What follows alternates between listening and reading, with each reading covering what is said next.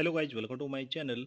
In this video, we will know that how to fix limit or no internet access problem on your Windows 10, Windows 11. So guys, how to fix it in this video, we will know that step by step. So guys, let's start the video. Right click on taskbar and after that click here task manager option. And after that guys, click here this file option and click here run new task. Select here this option and type here CMD and check this checkbox. Okay. And after that guys click here OK button. And after that guys run some command here. The command is type here this command. Okay. Select this command and copy it and you can type here as it is. Okay. So right click and after that guys type here this command. Okay, and press enter from keyboard. Same as this command. Type here ipconfig/release. Press enter from keyboard and after that guys run second command. Okay, this is our first command and this is our next command, second command. Okay, same as this type here.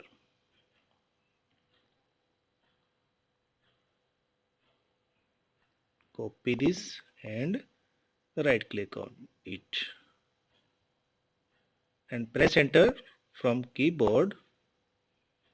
After that guys run here third command. Okay,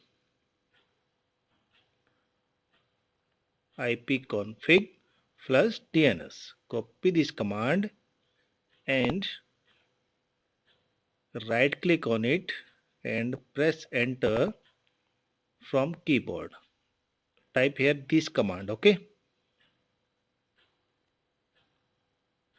so your problem is fixed here. Okay, and after that guys minimize this window and minimize this and close it and check your problem is fixed or not and restart your PC. After that guys restart your PC and check your problem is fixed or not. So guys, I hope your problem is fixed here. After that guys click here start button and after that click here setting option. Select here network and internet option, network reset option. Okay, click this option and click here reset now and click here yes. So guys, your Windows will restart here after 5 minutes and restart again your system and check your problem is fixed or not.